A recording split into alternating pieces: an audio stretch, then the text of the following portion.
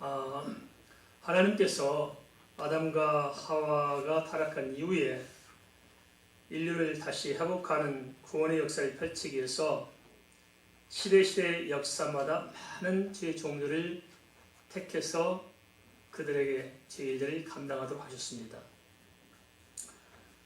많은 사람이 있지만 특별히 큰 역사의 줄기마다 쓰셨던 사람들이 있었는데요. 먼저 꼽자면 노아를 꼽을 수 있습니다. 하나님께서 노아를 통해서 방주를 짓도록 하심으로써 노아의 그 순종의 기반 위에 모든 인류를 다 멸하시고 다시 새로운 새 세상을 이끌어 내셨습니다.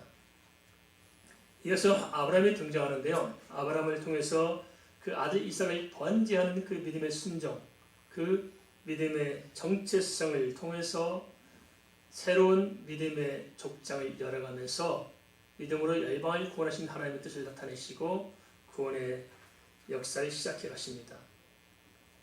그 다음에 모세를 들어 쓰시죠. 많은 연단 가운데 모세를 통해서 하나님께서 애굽에서 건져내셔서 종살이했던 애굽에서 하나님의 자녀로 불러내시는 그 일을 통해서 또다시 새로운 역사를 이끌어 가시고요. 이어서 왕정시대에서 그 전에 사사시대로부터 왕정시대를 이어가는 그 전환기에서 사무엘 선지자를 불러 쓰십니다. 그래서 사무엘에게 나와서부터 성제를 자라감으로써 그 입에 말씀을 주셔서 그 사무엘의 말이 땅에 떨어지지 않고 전파됨으로 말미암아서 또 새로운 시대, 왕정시대를 또 문을 열어가십니다. 그리고 구약시대가 마감하면서 400년 동안 암흑기를 지나서 하나님께서 모든 구약의 예언의 시대, 예수 그리스도의 예언의 시대에서 진짜 주님께서 오시는 그 분기점에 누구를 쓰자면 바로 침례 요한을 쓰십니다. 요한을 들어서 구약의 모든 그 400년 암흑기를 끝내고 새로운 시대를 여는 지평에서 바로 이 침례 요한을 통해서 예수를 이렇게 영접하고 주님의 길을 예배해 가십니다.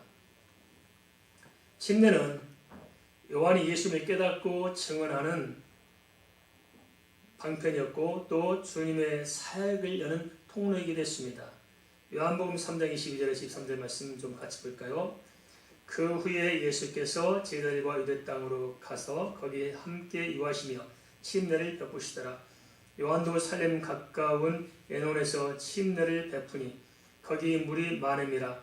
그러므로 사람들이 와서 침례를 받더라. 예수님의 침례는 예수님의 시대가 도래했음을 보여주고 있습니다. 언뜻 보면 시장에서 요한의 가게 옆에 예수님의 가게를 또 차려서 경쟁력 가진 두 개의 가게가 함께 차린 것처럼 보일지 모르겠습니다만은 우리가 주어진 이 모든 사실들을 표면적으로 보지 말고 영적으로 좀 깊게 바라볼 필요가 있을 것 같습니다.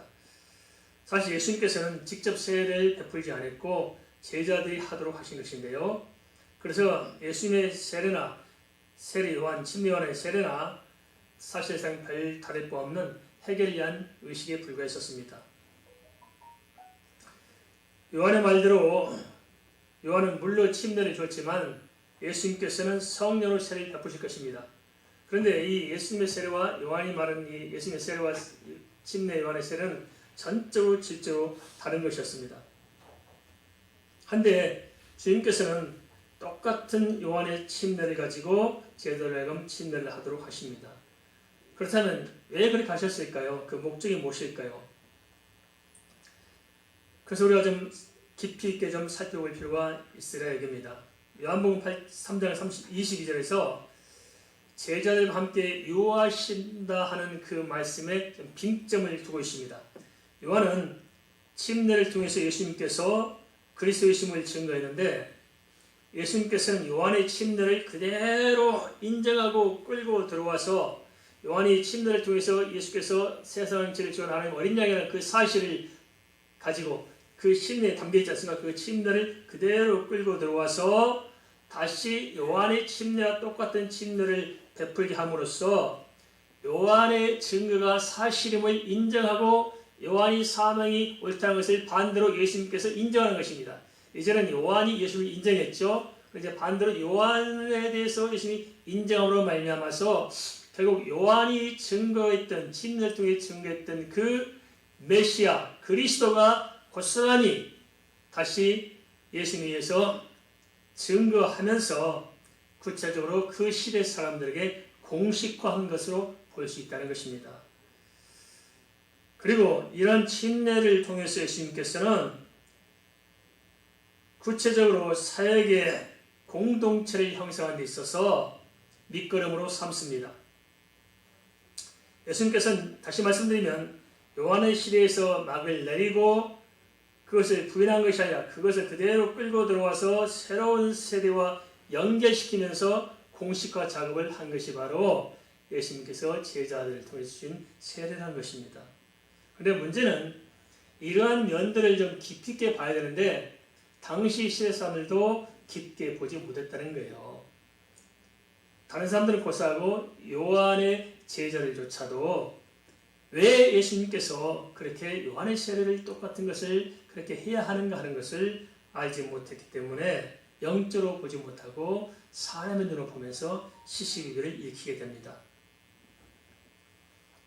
그래서 영적인 그 입장을 읽어내지 못한 요한의 제자들이 요한에게 찾아와서 불평을 늘어놓습니다.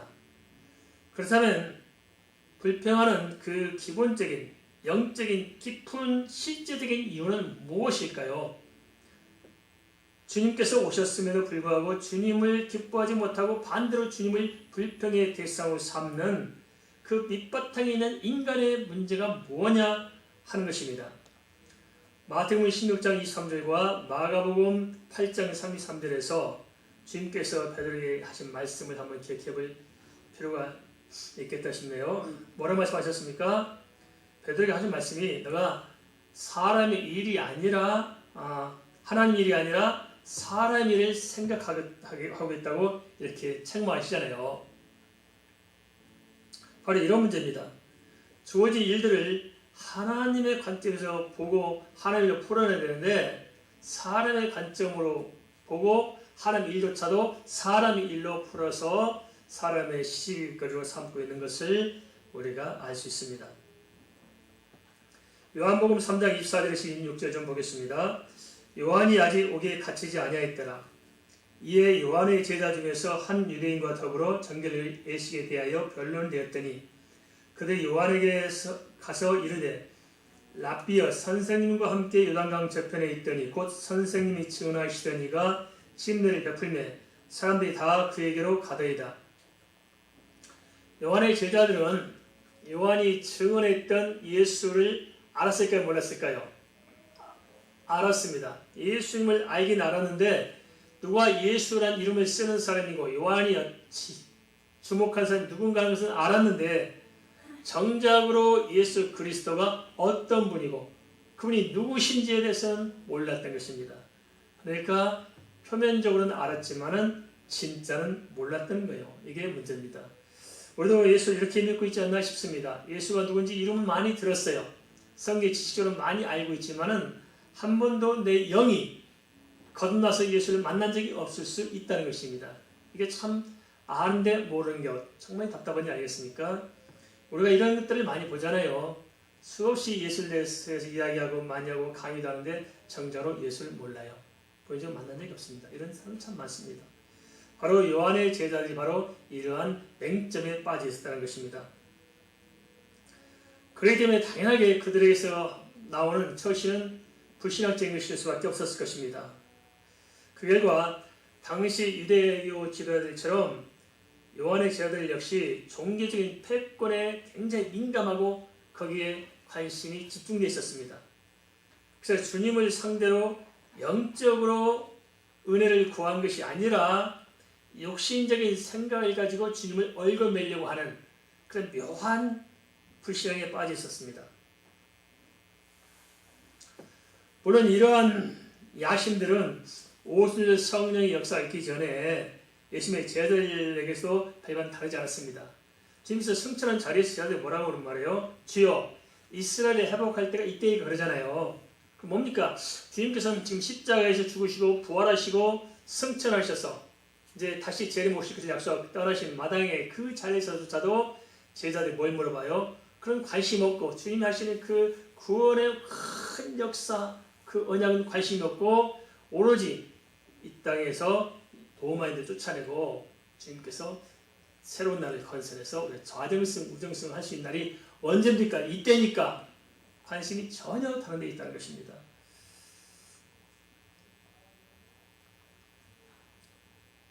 왜 그럴까요?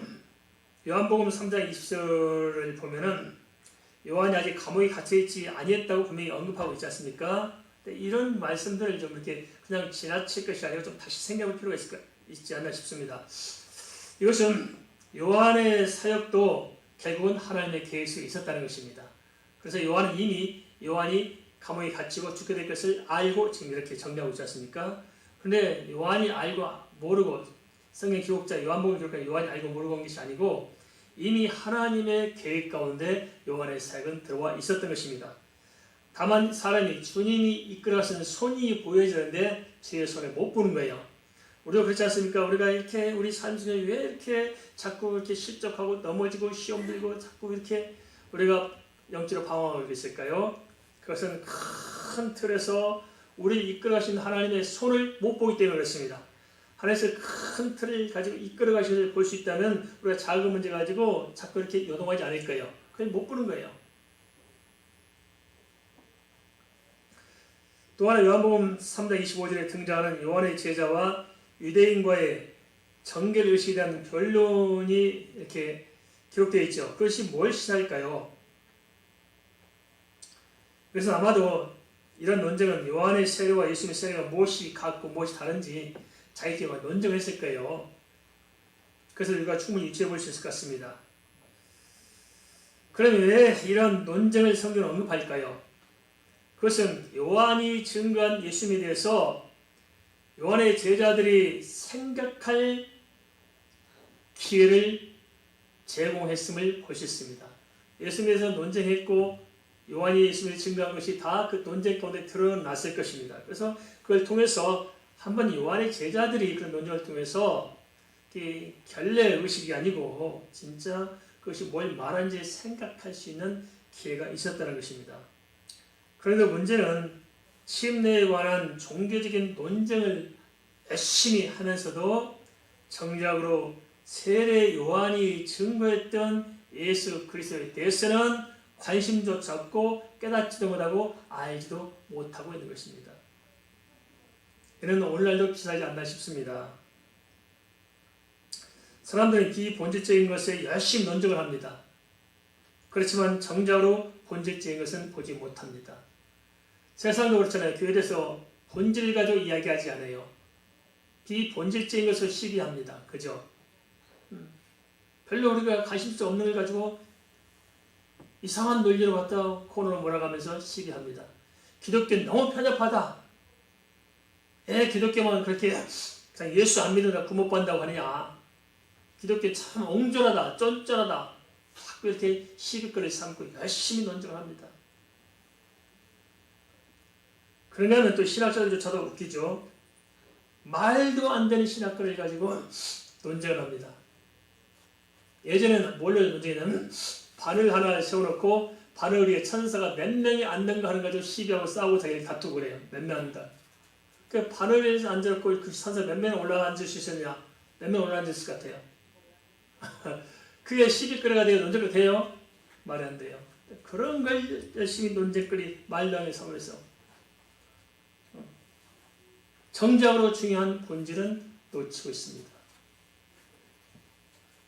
세례요한의 침례가 나왔으니 그렇죠. 침례가 더 논쟁이 얼마나 많아요. 침례가 맞냐 세례가 맞냐 논쟁을 열심히 해댑니다. 그래서 침례교회는 모든 성경을 침례라고 다 고쳐서 침례의 성경을 따로 가지고 있습니다. 우리는 세례라고 써있죠. 장로교회들은. 이것은 피 터지게 논쟁을 해요. 그래서 교단이 달라졌어요. 나눠졌어요. 침례교단이 따로 생겼어요. 침례 때문에. 다른 거 없고. 그렇지 웃기죠? 열심히 논쟁을 해요. 그러나 이것은 다 비본질적인 것입니다.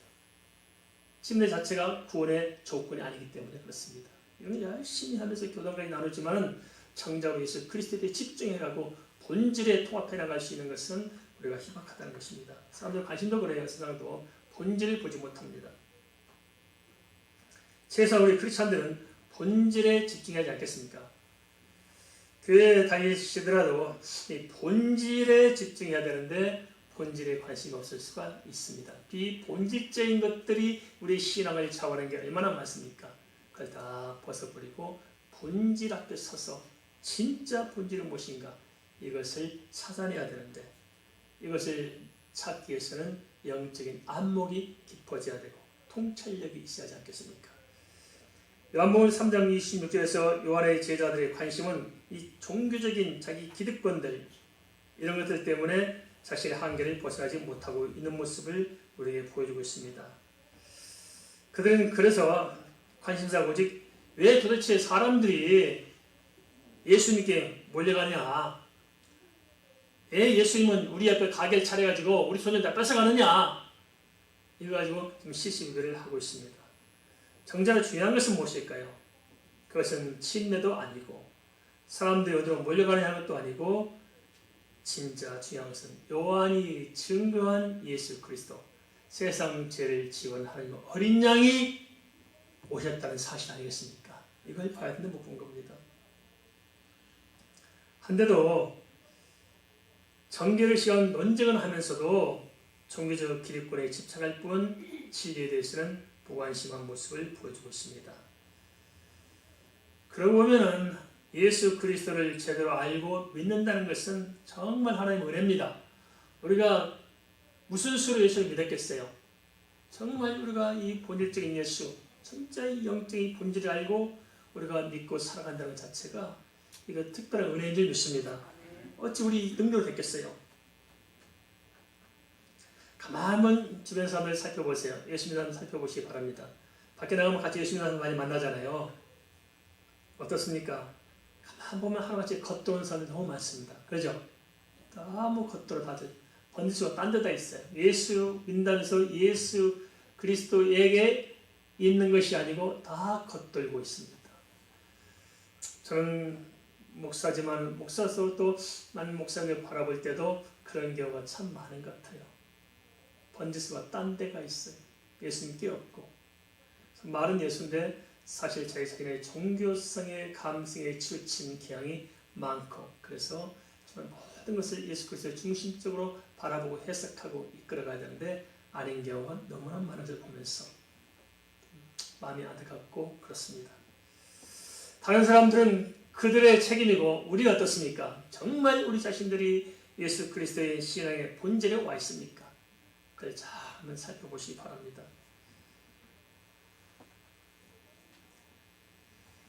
어찌 보면 참 우리의 신앙이 얄팍한 게 아닐까요? 가벼운 게 아닐까요? 겉도는 게 아닐까요? 이러한 제자들을 향해서 요한은 주어진 상황을 정리하면서 다시금 분명한 입장을 밝힙니다. 그게 뭐냐? 요한복음 3장 27절에서 28절 말씀입니다. 같이 보겠습니다. 요한이 대답하이르되 만일 하늘에서 주신 바가 아니면 사람이 아무것도 받을 수 없느니라. 내가 말한 바 나는 그리스도가 아니요 그의 앞에 보내심을 받은 자라고 하는 것을 증언할 자는 너희니라. 자꾸 예수님의 찜들을 시비 거는 제자들 앞에서 요한은 명확한 입장을 밝힙니다. 첫째 뭐냐? 하늘에서 주신 것이 아니면은 어떻게 사람들이 와서 예수님의 제자들에게 찜들을 받을 수 있겠느냐? 하늘에서 주었기 때문에 그들이 와서 찜들을 받는 것이 아니냐? 이렇게 말하고 있습니다. 이 말은 예수님의 제자들이 하는 침례는 그들 사람에게서 나온 것이 아니고 하나님께로부터 나온 일이라는 것을 밝히고 있다는 것입니다. 다시 말하자면 왜 하나님께서 하시는 영적인 일들을 깨닫지 못하고 사람의 생각으로 시시비비하고 판단만 하고 있느냐 하는 책망을 엿볼 수 있습니다. 두 번째는 세례요한은 자기 제자들에게 분명히 밝히길 나는 그리스도가 아니라고 이야기하고 있습니다. 당시 시대에 자칭 그리스도가 많았습니다. 우리 오늘날 상황을 봐도 그렇잖아요. 오늘날은 정말 성경이 다 보급되어 있고 모든 것이 다 밝혀져 있음에도 불구하고 오늘날 다른 나라는 다 제쳐두고 우리 대한민국만 따지더라도 자칭 예수 그리스도 하나님 얼마나 많습니까? 자칭 예수 자칭 하나님만 따져도 30명이 넘는데요. 우리가 하는 이만희 장기자 빼놓고도 문선명 답 말고도 수덕박장 많아요. 어떤 사람은 뭐 언제는 그리스도 했다 언제는 은퇴하고 다시 직장생활하다 또 다시 기분 내기면 또 지금 그리스도 등장하기도 하고 엉망진창만해요. 그도 그렇지만 또나 조금만 뭐 교세가 커지고 뭐 좀 힘 좀 있어지고 뭐 좀 한다면 또 머리에 또 뭐 좀 뭐 힘을 주고 또 그리스도에 무슨 정권대사 흉내내는 사람들도 얼마나 많습니까? 참 이런 것 자체가 불쌍하지 않습니까? 당시 시대에 그런 거거든요. 이렇게 요한의 제자들이 요한을 얼마나 추종하겠습니까? 거의 그리스도를 추종하고 있다시피 하는 것이죠. 그러니까 그리스도라고 자꾸 추종하려고 하니까 요한이 스톱을 시키고 나는 그리스도가 아니요. 그리고 정직하게 고백합니다. 나는 그리스도가 오시는지를 예비하고 그의 앞서 보내심을 받은 자라고 다시 제자에게 확인시켜주고 있습니다. 자기를 부인해주는 거예요. 이렇게. 참 이런 점이 바로 요한의 면목 아니겠어요? 참 진짜 하나님의 사람 이런 모습을 여기서 볼 수 있습니다. 당시 분위기를 통해서 볼 때 그 제자들로서는 이러한 주장들이 받아들여지기가 쉽지 않았지만 그러나 요한은 분명히 손을 탁 그어줌으로써 제자들에게 누구를 바라보고 살도록 하냐? 내가 아니라 그리스도를 바라보고 살도록 만들어주고 있습니다. 그래서 이런 점들이 참 우리가 본받지 아니가 싶습니다. 참 착해서 우리는 나를 높일 수가 있어요. 그죠? 예수 믿으면서도 주님의 영광을 드러내야 되는데 주님의 영광을 깔아뭉개고 나를 드러내려고 하는 것들이 참 비일비재지 않은데 참 요한은 이런 점을 명확하게 잘하고 있습니다. 당시 사람들의 관심은 종교적 의리였습니다. 요한에게 있어 침례는 그렇지만 종교적 의리가 아니고 그리스도를 증거하는 방편에 불과했던 것입니다. 영적인 깊이, 정말 깊게 바라보느냐 못 보느냐에 따라서 이게 보이냐 안 보이냐 달라질 것입니다. 세 번째 요한은 예수 그리스도를 증언할 자는 바로 너희라고 이야기합니다. 요한 자기를 그리스도화 하려는 이 제자들을 깎아내고 누굴 증거하라고요? 예수 그리스도를 증거하도록 그들을 예수님께 내몰고 있는 모습을 볼 수 있습니다. 자기 틀에서 벗어나 영적인 눈을 좀 뜨라고 요청하고 있습니다. 이게 참 중요한 것 같습니다. 그래서 우리는 사람을 높이지 말고 하나님을 바로 알고 주님을 높였으면 참 좋겠습니다. 특히 나를 우상화하는 걸 조심해야 됩니다. 우리가 알게 모르게 너무 지나치게 내가 인정받으려고 하다 보니까 주님의 영광 대신에 내가 높아지려는 경우가 많지 않겠습니까? 이걸 참 조심해야 됩니다. 저는 목사로 살아가면서 이게 제일 두렵습니다. 솔직한 심정으로. 그래서 내가 아니다. 자칫하면 이게 내가 신뢰받고 내가 높임받으면 이게 말이 되냐 이게. 우리가 자신을 한번 들여다보면 주제 파악이 되죠. 그죠? 저도 제 자신을 들여다보면 주제 파악이 됩니다. 제가 이렇게 양복 입고 와서 이렇게 설교하니까 그랬어야지만 뒤집어놓고 보면 참 제가 주 앞에 비춰보면 진짜 한심하게 짜였다는 사실을 잘 알고 있습니다. 그래서 우리 교회는 그래서 주님의 주인 되신 교회 그게 맞습니다. 뭐 목사도 똑같이 연약한 존재이고 우리가 함께 주를 섬기는 것이지 우리의 주인은 주님이십니다. 믿으십니까? 우리가 주님께 집중하는 게 중요하고 그게 필요하지 않겠나 싶습니다. 요한이 그렇게 했다는 거예요. 그런 점이 요한의 이변이 아니겠습니까? 침례라는 똑같은 사건을 두고서 그것들을 바라보는 사람들의 영적인 깊이에 따라서 서로 해석의 차이가 다름을 알 수 있습니다. 마태복음 11장 11절과 누가복음 7장 28절에는 예수님께서 여자가 낳은 자 중에 침례 요한보다 큰 이가 없다고 말씀하고 있습니다. 그것은 침례 요한이 영적으로 얼마나 깊이 있고 또 자신의 삶에 대해서 얼마나 신실한가를 보면 수긍할 수 있을 것입니다. 침례 요한이 변치 않고 자기 길을 갈 수 있던 것은 그런 영적인 깊이가 있었기 때문이 아니겠습니까? 오늘 우리 시대에 필요한 게 이런 게 아닌가 싶습니다. 좀 영적으로 깊어졌으면 참 좋겠습니다. 우리 영적인 능력을 다 상실하고 있는 게 아닌가 싶습니다. 영적인 깊이가 없어요. 너무 가볍습니다. 너무 표면적입니다.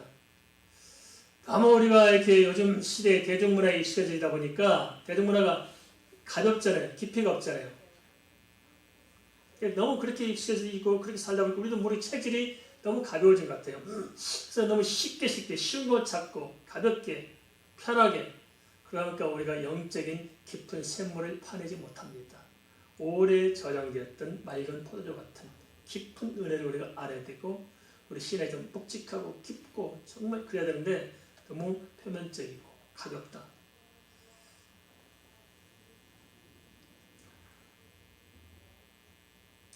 좀 뭔가 좀 우리가 이 시대의 상황 속에서 젖어 있는 우리 자신들 좀 바로 보고 정말 영적인 폭넓고 깊이 있는 그 자리를 찾아냈으면 참 좋겠습니다. 어찌 보면 심리 요한은 억울하게 감옥에 갇히고 목배움을 당해서 죽은 것처럼 보입니다. 비참함일지 모르지만 그러나 아닙니다. 주님의 평가는 달랐다는 사실들을 우리가 봐야 됩니다. 현실적인 것들, 발 앞에서 우리가 산 지금이 중요한 것이 아니고 영원한 세계 속에서 주님이 나를 어떻게 아시느냐 하는 것이 중요한 문제입니다. 신앙은 오늘 우리가 주어진 이 현지에서 내가 평가받는 게 아닙니다. 진짜 주님 나라에 섰을 때 주님 나를 어떻게 생각하시냐는 것이 중요하지 않을까요? 그렇죠? 마지막 내 세상을 떠나는 날 주님 나를 모른다고 하면 어떡할까요? 이건 심각한 문제입니다. 그걸 생각한다면 우리가 정말 이렇게 사소한 어떤 이속이나 또는 뭔가 영적인 종교적인 어떤 것을 잘 분별 못해가지고 십사일의 욕망의 노예가 되는 것에서 조심해서 정말 영적인 자리를 제대로 찾아내야 합니다. 세례안의 중심을 요한복음 3장 29절 3절 이렇게 기록하고 있습니다. 한번 같이 보겠습니다. 요한복음 3장 29절 3절입니다. 신부를 취하는 자는 신랑이 나서서 신랑의 음성을 듣는 친구가 크게 기뻐하나니 나는 이러한 기쁨으로 충만하였노라. 그는 흥하여야겠고 나는 새하여하리라 하니라.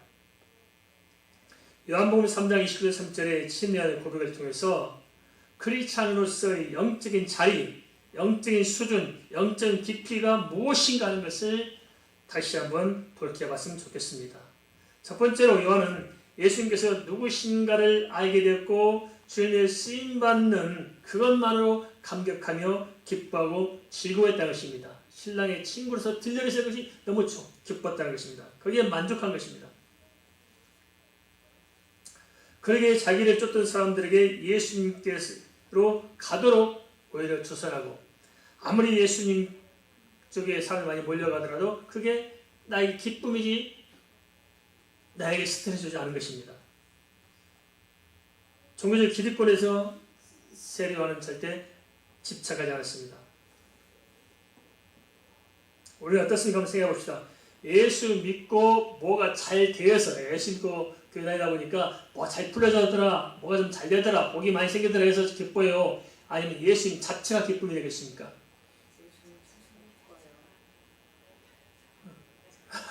잘 한번 생각해 봅시다. 자식들 키워보셨잖아요. 우리가 밖에 나와서 퇴근하면서 애들이 좋아하는 간식거리 사들고 집에 들어 과자 사들고 집에 들어와요. 팅동 문을 열었어요. 그럼 자식들이 엄마 아빠가 온 게 기쁠까요? 손에 들고 온 게 기쁠까요? 뭐가 좋아요? 과자를 들고 들어오면 품에 안겨서 과자 뺏어가지고 도망가요. 그러죠? 우리가 그렇게 예수 믿고 있지 않을까요? 예수님 관심 없어요. 당신이 예수님 하나님 말과 알아서 살리고 우리 예수님 통해서 뭐가 생기면 좋아요. 막 건강도 회복하고 돈도 생기고 막 권세도 있고 취직도 잘 되고 직장도 잘 가고 막 좋은 일 생기면 이거 기쁜 거예요. 이거 없어지면은 또 한쪽 처박혀가지고 낙심돼가지고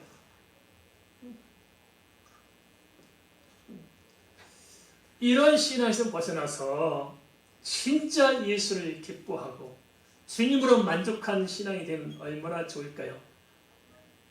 희망사항이 잘 안 되죠. 이렇게 될 수 있기를 함께 기도해 나갈 줄 압니다. 주 예수를 만난 것만으로도 얼마나 감사해요. 생각해보면 우리는 다 이미 이뤘잖아요. 중요한 것은 다 해결됐잖아요. 이게 얼마나 감격스러운 일이겠습니까? 한 걸음 더 나아가서 침례요한은 이렇게 고백합니다. 그는 흥해하겠고, 그래서 그는 예수님을 가리킵니다. 예수님을 흥해하겠고 나는 새하여하리라. 어떻게 이렇게 할 수 있을까요? 하나님께 영광만 되면 좋고 나는 망해도 좋다. 나는 망해야 되고 하나님은 잘돼야 된다. 주님 잘돼야 된다. 어떻습니까? 주님의 영광을 드러내기 위해서 내가 망해야 된다면 망한 쪽을 선택할 수 있겠습니까? 내가 술집을 하고 다니고 막 그냥 사람들 막 먹이고 막 수채게 만들고 막 싸우게 만들고 엉망진창하고 이상한 짓 하고 다니면서 내 사업이 잘 돼요.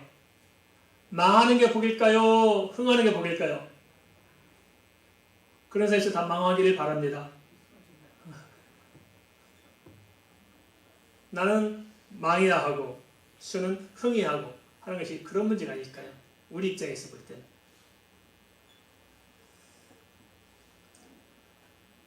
한번 바꿔 생각해 봅시다. 주님이 영광 받는 게 좋아요? 내가 영광 받는 게 좋아요?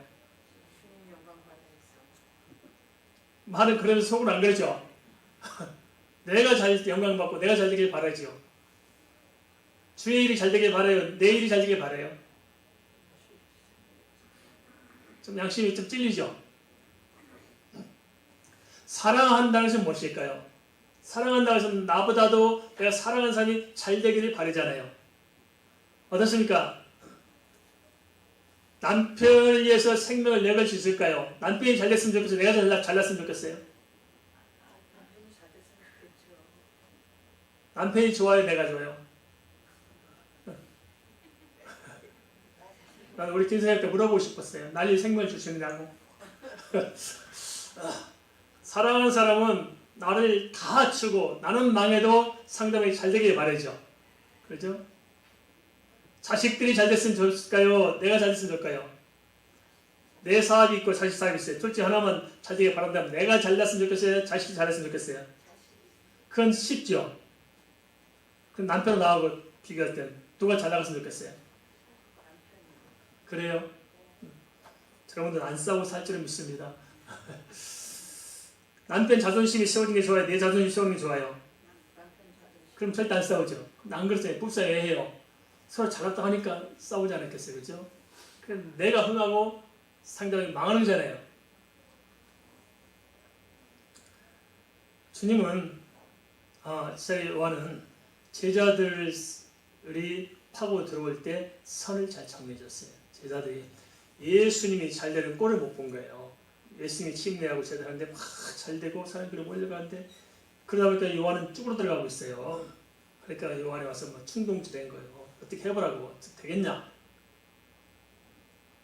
근데 아니에요. 그런 제자들 향해서 뭐라고 하는 것도 아니다. 주님은 흥해야 되고 나는 세하야 하리라. 어떻게 이럴 수 있을까요? 어떻게 이렇게 결단할 수 있을까요? 근데 가만히 생각해보면 심리학이야말로 진짜 예수님을 제가 알고 있었구나. 진짜 예수를 안다면 우리가 예수님 앞에 포기하지 못할 게 뭐가 있을까요? 그죠? 다 내놓을 수 있지 않겠어요? 내 생명인들, 내 재산인들, 시간인들 까지 그 자존심 하나 못 버려요. 예수님 앞에서. 버릴 수 있잖아요. 참아낼 수 있잖아요. 이해할 수 있잖아요. 덮어갈 수 있잖아요. 이러한 깊이 있는 영적인 그 은혜 안에 있을 때 우리가 영적인 안목을 가지고 세상도 바라보고 나도 바라보고 내 일도 풀어갈 수 있지 않겠습니까? 우리는 그냥 그런데 별 관심이 없는 것 같아요. 그 다음에 세상에서 뭔가를 더 이루어야 되는데 그 이루어내고 보충하는 수단으로서 예수를 끼워 넣으려고 끼워 맞춰보려고 무던히 애를 쓰는 것, 그것을 좋은 신하고 착하고 있지 않습니까? 아닙니다. 패러다임을 바꿔야 됩니다. 다 내려놔야 됩니다. 나는 십자가에 죽어지고 주님이 내 안에 살아야 합니다. 나는 새하고 나는 새한다면 무슨 말입니까? 하나님을 떠난 내 모든 것은 다 사라지고 내 안에 예수가 흥해야 하는 것입니다. 오늘날도 종교적 논쟁은 참 많이 일어나고 있습니다. 그러나 정자로 본질은 보지 못하고 있습니다. 영적인 구속사의 큰 맥락에서 이 시대도 바라보고 우리 자신도 바라볼 수 있도록 우리가 영적인 깊이를 더 파내려갈 수 있는, 그래서 진정으로 더 큰 은혜를 만날 수 있도록 함께 기도해 나가기를 주의 이름으로 축원합니다.